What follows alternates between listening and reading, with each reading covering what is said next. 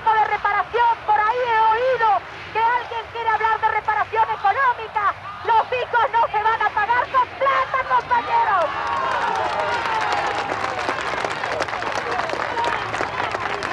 Las madres queremos aparición con vida. No queremos negociar la sangre de los nuestros. Y vamos a seguir en la plaza mientras haya un solo desaparecido, un solo preso, un solo torturado, un solo joven que no puede expresarse. Las madres de Plaza de Mayo vamos a seguir viniendo a la plaza. Hola, ¿qué tal? Muy buenas tardes a todos, a todas, a nuestras queridas madres también, por supuesto, en esta que es su marcha, la marcha 2219 de las Madres de Plaza de Mayo, 2219 jueves ininterrumpidos de lucha. Si no fuera por esta pandemia, las madres estarían hoy en la Plaza de Mayo a esta hora.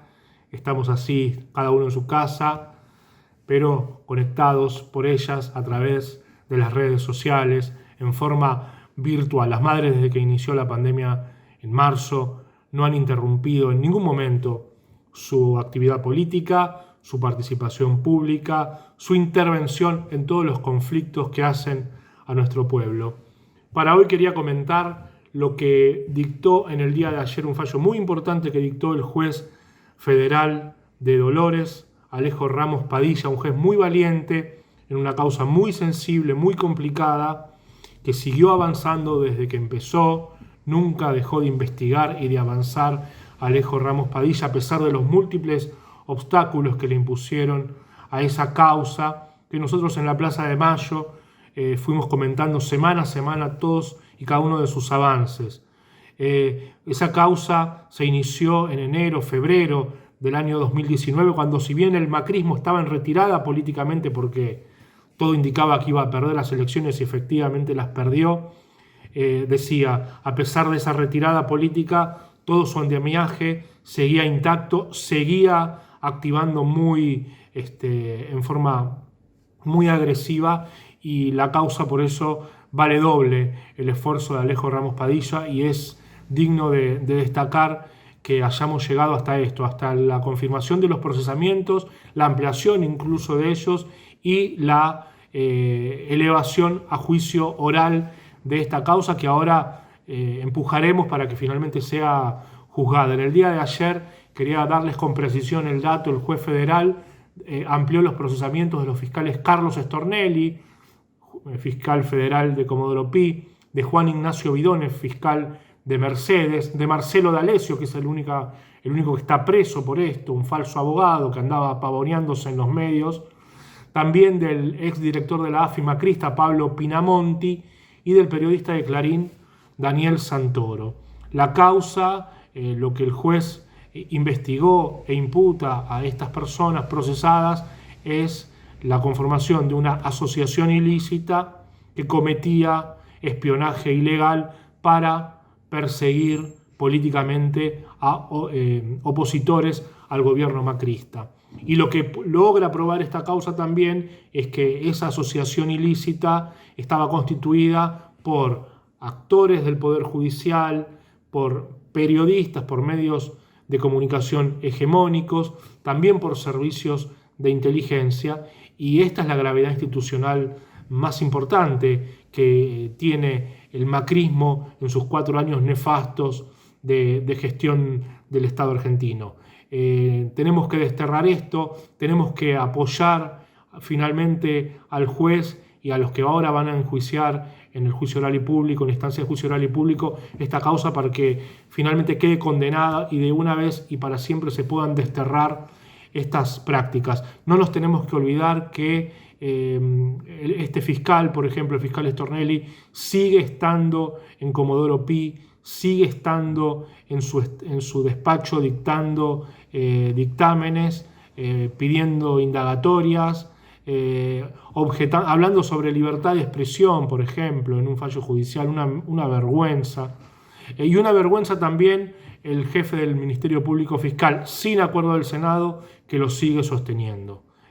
Porque Stornelli debería haber salido ya de su cargo y ser enjuiciado en el jury de enjuiciamiento que prevé la ley para los fiscales federales, y lograr su destitución a través de ese jury para que nunca más pueda ocupar ningún cargo en la magistratura argentina. Así que tanto como Stornelli merece el juicio también el que lo sostiene, que es este señor, el jefe de los fiscales, Eduardo Ezequiel Casal, jefe de los fiscales que está allí sin acuerdo del Senado, que simplemente está allí porque quedó de reemplazo de la que era titular del Ministerio Público y que debería seguir en su cargo, que es Alejandra Gil Carbó, forzada por el macrismo a través de causas judiciales también inventadas, que nunca avanzaron, que nunca prosperaron, forzada, decía, a renunciar. Así que no nos tenemos que olvidar de esto. Cuando el macrismo, cuando la derecha, que no son opositores, como siempre nos dice Neve, habla de calidad institucional, no nos olvidemos nunca de esto. Tenemos un fiscal federal procesado que no puede salir del país desde ayer porque lo ordenó el juez de Dolores, que no está preso porque tiene que pagar una caución de 10 millones de pesos. Digo, ese señor todavía está ejerciendo la magistratura. Esa es la gran vergüenza institucional de la justicia argentina, que es una vergüenza en la que no reparan quienes se llenan la boca hablando de la calidad institucional de la República y todas esas mentiras a las que recurre la derecha para colorear su discurso, que es siempre el mismo: perseguir a los que luchan, perseguir a los que quieren una justicia realmente democrática y un país con el pueblo adentro, que eso es lo que estamos tratando de lograr desde el 10 de diciembre pasado y que logramos bastante hasta el 10 de diciembre del 2015 con este pequeño hiato de 4 años desastrosos que estamos seguros que vamos a dejar atrás. Prueba de ello es lo que pasó el fin de semana en las calles argentinas con la caravana por el 17 de octubre y también en la vecina nación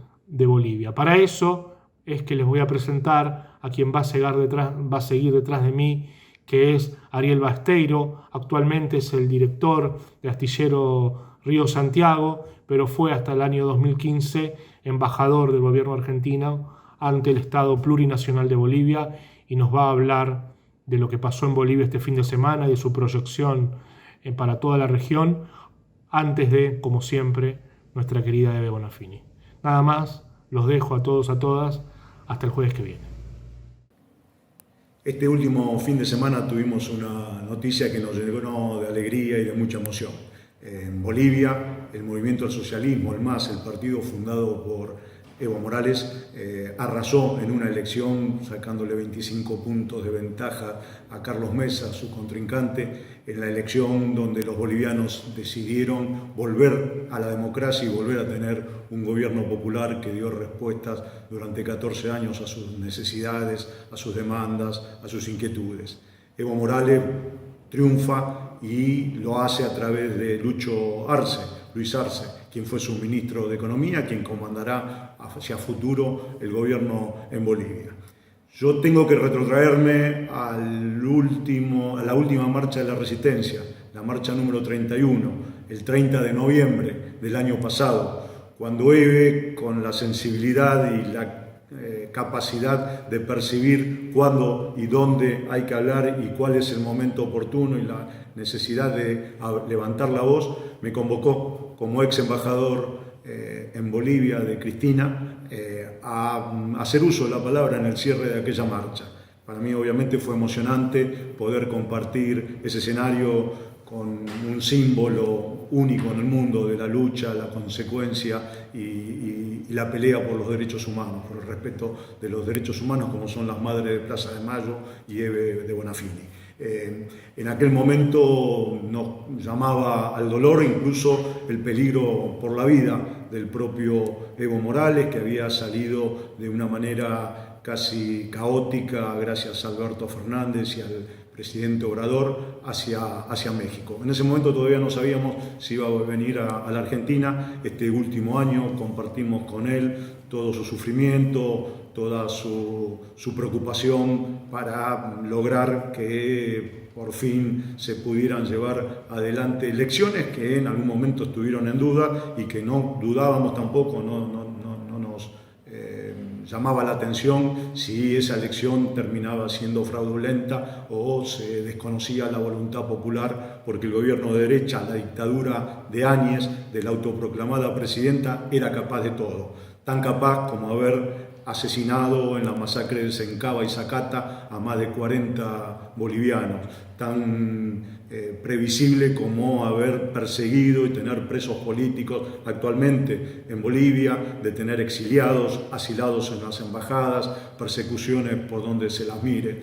Es una dictadura militar y una dictadura militar de extrema derecha, con lo cual el sufrimiento del pueblo boliviano en este año fue muy grande, pero también fue muy grande su espíritu de lucha, de resistencia, de no dejarse avasallar por esa derecha asesina, por los militares que comandaron ese golpe militar que se llevó adelante, y la lucha, la consecuencia del pueblo, de un movimiento político como el MAS, de los movimientos sociales, campesinos, indígenas, como hay en Bolivia, es el país con mayor población indígena, con mayor cantidad de campesinos, dieron vuelta lo que habían escrito seguramente en la embajada norteamericana, en el Departamento de Estado, que Bolivia y Latinoamérica tenía un destino de vuelco hacia la derecha y que iba a ser casi imposible volver con gobiernos populares. Por suerte, el primer paso lo dimos aquí en Argentina con Cristina y con Alberto en ese triunfo de octubre. Pudimos ahora recuperar Bolivia para una causa de los pueblos libres, de la América Grande, de la patria grande de todos. Seguramente este triunfo en Bolivia abrirá la posibilidad de ganar en Ecuador en el mes de febrero, de incidir mucho en el referéndum que la próxima semana va a haber en Chile y de abrir un nuevo panorama para América Latina parecido, semejante a aquel que abrió Chávez cuando por primera vez un referente popular se levantaba en América Latina, y atrás de Chávez vino Néstor, vino Lula, vino Evo, vino Correa, en Paraguay, en Uruguay, el Frente Amplio. Pudimos convertir gobiernos nacionales populares que tanta alegría y tantas respuestas dieron a su pueblo. Estos presidentes sacaron de la pobreza a 70 millones de latinoamericanos y hoy volvemos a ese camino y a esa senda. Y en Argentina pudimos hacer mucho para colaborar y ayudar en este triunfo. Lo hizo el gobierno de Alberto y de Cristina, lo hicieron los movimientos políticos de aquí de Argentina, lo hicieron las madres, abrazando a Evo, protegiéndolo, dándole contención y fundamentalmente solidarizándonos con todo el pueblo boliviano, con todo el movimiento político de Bolivia, donde colaboramos, ayudamos, militamos como si esa elección fuera nuestra. Por eso que este triunfo es un poco de todos nosotros, más allá que el primer galardón se lo lleva el pueblo boliviano y Evo Morales, también es de EVE, es de aquellos que estuvimos trabajando, peleando, luchando para que por fin nuevamente en Bolivia tengamos un gobierno popular, un gobierno de izquierda, un gobierno que siga el camino que Evo abrió en el año 2006 y que tanta alegría y tan particular fue para todos los latinoamericanos. Así que un gusto estar aquí con ustedes y seguramente que esta lucha, como dice Eve, la única lucha que se pierde es la que se abandona. Así que vamos a seguir peleando. Gracias. Bueno, voy a empezar por algo que nos preocupa a todos, que es esta pandemia que no nos deja, que ha subido un montón, hay una cantidad de muertos, una cantidad de infectados, aunque se curen muchos, como es verdad, que se curan muchos, que a muchos no les agarra tan fuerte, pero esto es por la indisciplina. Creo que hemos tenido mucha indisciplina, se jugó a que podemos estar en la calle, a que podemos estar en los bares, a que podemos ir a comprar, y el virus crece. Así que tenemos que seguir quedándonos en la casa, por favor. Quedémonos en la casa porque es un daño para todos. En vez de diciembre vamos a salir en marzo y en vez de marzo seguimos así, no vamos a poder salir nunca a la calle hasta que no salga la vacuna. Así que es muy serio esto que pasa. No sé si Pino escucha lo que decimos las madres, pero le deseamos que se mejore porque está bastante delicado. Pasó un comunicado que dijo que no se siente nada bien, que hace mucho que está internado, así que le mandamos un beso y que se mejore. Le deseamos lo mejor. Así que por favor quedémonos en la casa, no sigamos jugando al gato y al ratón. Quiero decir algo sobre lo que pasó ayer en esta toma de tierras, con toda esta... Grabois es un funcionario público, no puede jugar al llanero solitario. Es un funcionario público.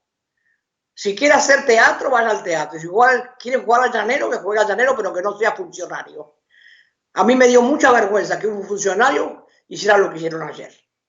Me da vergüenza haber provocado todo eso, que él sabe muy bien que lo provoca, que se deje de jugar al llanero solitario. Es un funcionario público. Para hacer eso no tiene que ser funcionario. Si lo hubiera hecho no me importa, cada uno hace lo que quiere con uno. Pero él está poniendo en juego muchas cosas con esto. Me parece que es muy desagradable que haya jugado a eso. Para jugar a eso tiene que ir a otro lado. Estoy muy enojada con eso.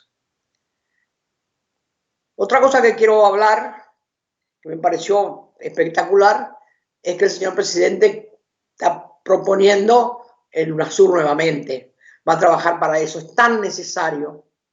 Tenemos Chile, tenemos Correa, ganó Evo, estamos nosotros, Venezuela. Estamos todos ahí y nos necesitamos unos con otros. Esto de la idea de San Martín y de Belgrano, esta Latinoamérica unida, es necesaria. Me parece muy bien que el señor presidente, después de haberle dado tanta mano a Evo, que tome esta decisión de pelear por el UNASUR, que es una cosa muy, muy importante para todos nosotros. Y lo que más me impactó ayer fue la película de Francisco, del Santo Padre, con esta decisión. Este Papa nos viene sorprendiendo desde que asumió como Papa. No sé si ustedes se acuerdan cuando les dijo a los jóvenes que hicieran mucho lío. Que a los jóvenes no precisan mucho para decirle que hagan lío, porque ellos están siempre con ganas de hacer lío. Y fue dando pasos que para la Iglesia eran como inesperados. Esto de hacerles casas allá adentro del Vaticano a los pobres, para que no duerman a la intemperie, porque en el Vaticano que tiene todo así como una recoba, dormían cantidad de pobres ahí. Y él les hizo baños y se duermen ahí, y como una casa, como casitas, no sé cómo es lo que hizo. O sea que él va haciendo cosas que el Vaticano no estaba preparado para eso. Algunas cosas tiene mucha soledad. No es fácil. Esto de ayer, de aceptar el matrimonio entre los mismos sexos, darle esa palabra, ese aliento, no esa locura que decía que era una enfermedad. Los enfermos eran los que decían eso, los obispos, los curas, los papas. Muy terrible era. Era como un desprecio muy grande. Ahora ya los había recibido. Decía un grupo de travestis grande hace como 2 meses. Yo decía, ¿qué vendrá atrás de esto? Pero nunca me imaginé que el matrimonio igualitario iba a ser parte de un tema, de una película y del Vaticano, ¿no? Así que también uno, cuando pasan estas cosas, se pone muy contento, porque la Iglesia tiene que reformar muchas cosas, hay muchas cosas para transformar. El próximo paso sería fantástico esto de aceptar a los curas casados, porque hay muchos curas casados que siguen dando misa, que siguen haciendo sus cosas, me parece bien, no se han ido de la Iglesia, pero la Iglesia los tiene ahí como arrinconaditos. No los echan, pero no los tiene como aceptados.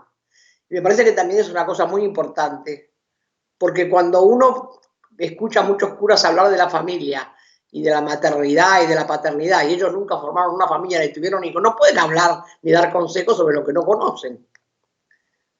Entonces sería sumamente importante esa aceptación.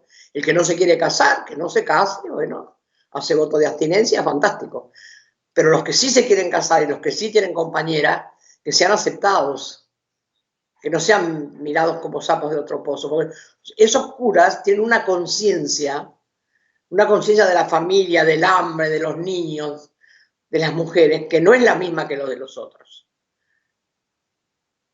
Es absolutamente diferente, tienen mucha más pasión por lo que hacen, se juegan mucho más.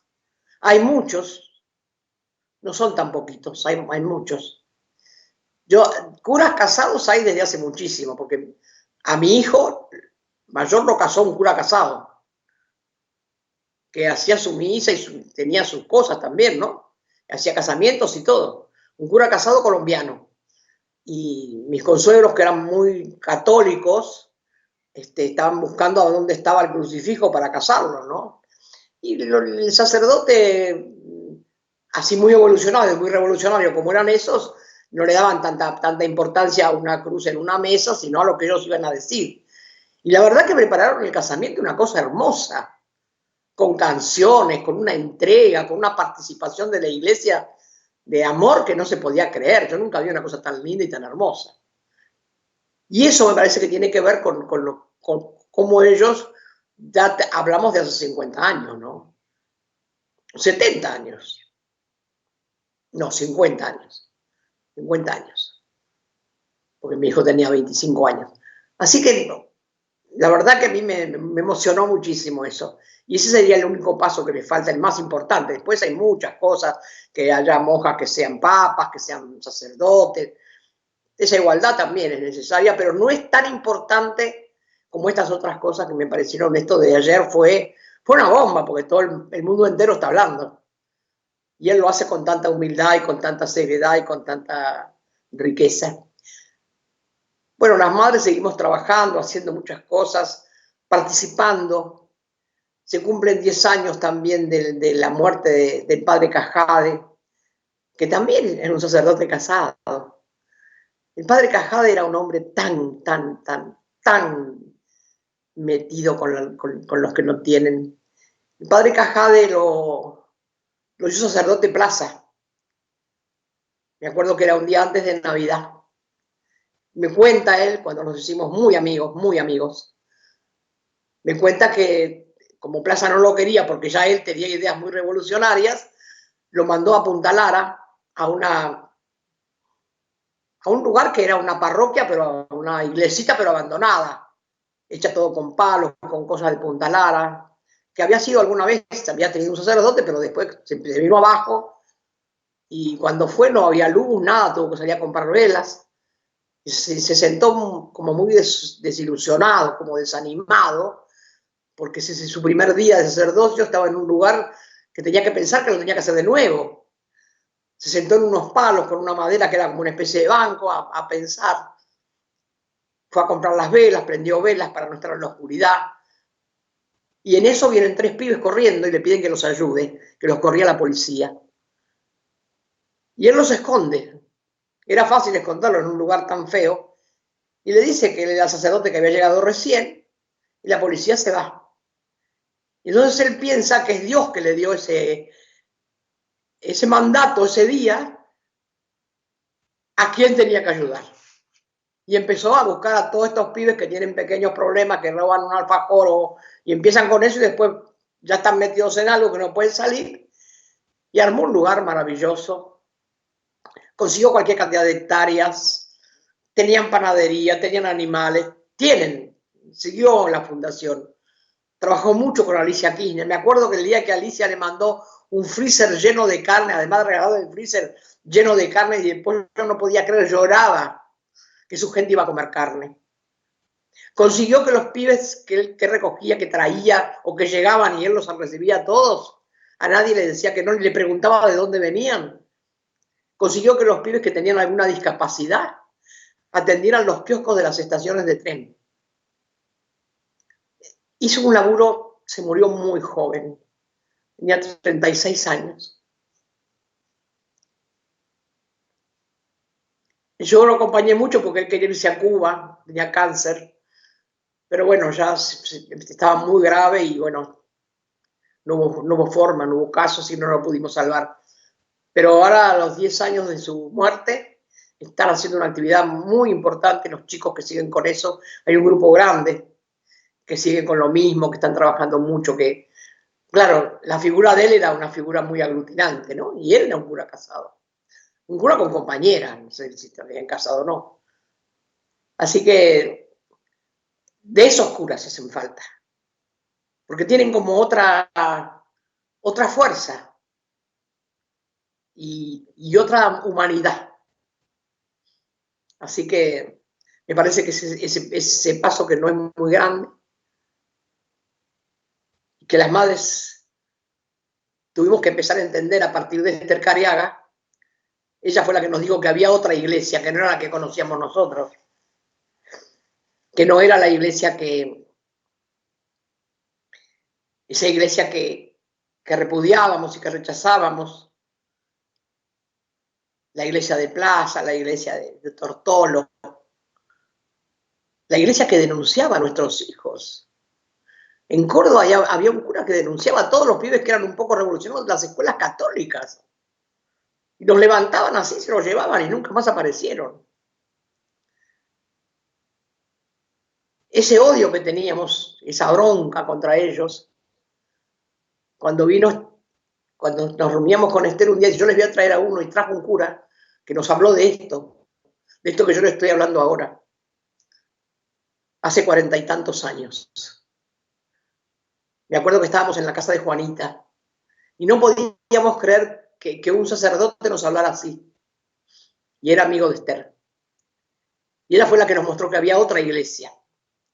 Yo había conocido la otra iglesia, pero me parecía que era la que me había traído mi hijo, que venía de Colombia, que no era la que teníamos acá, pero sí también acá había.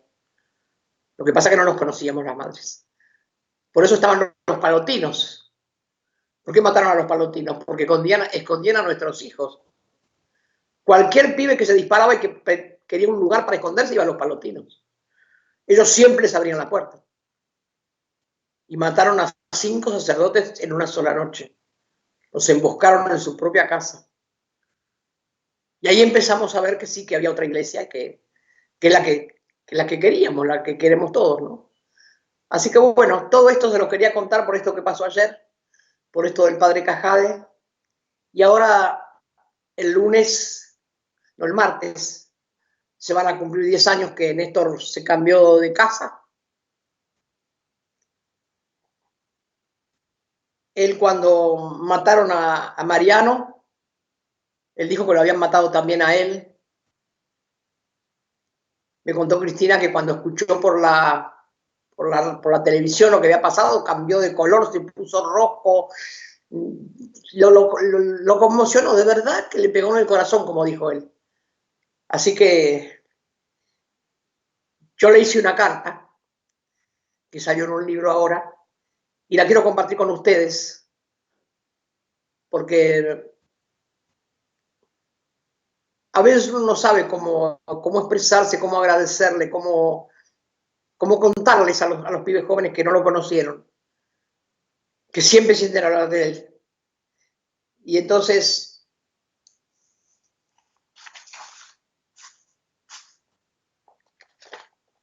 hoy que había muchas cosas para hablar y muchas cosas para decir, voy a tratar de leerles esta carta que hice para Néstor.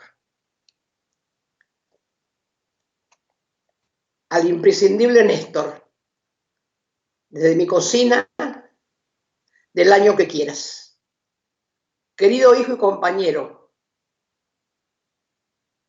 te escribo para compartir algunos momentos que me hiciste vivir intensamente. Desde bajar los cuadros con aquel Proceda, hasta darnos una parte de la ESMA, pasando por acelerar los juicios, tu paso por mi vida fue como un huracán que limpió mi cielo. Quiero que recordemos juntos tu sabiduría al dedicarle tanto tiempo a las pibas y a los pibes, siempre con una sonrisa, con un abrazo, un gesto de amor, haciendo crecer en ellos la pasión por la política, sin dejar de vivir en libertad y con sus sueños.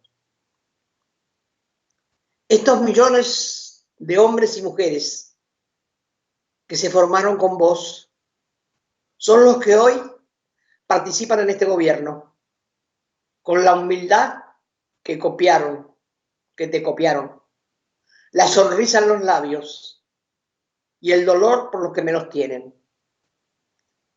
No sé si sabés que ocupan secretarías y ministerios y otros lugares, porque la mayoría dijeron donde hagamos falta, con la fuerza, la humildad y la lealtad, ayudando a los que menos tienen o nada tienen. Esto demuestra que fuiste un gran maestro de la política y de la vida, Néstor. Yo sigo cumpliendo años, así que en algún momento nos encontraremos en alguna nube tormentosa, con rayos y truenos, como fueron nuestras vidas.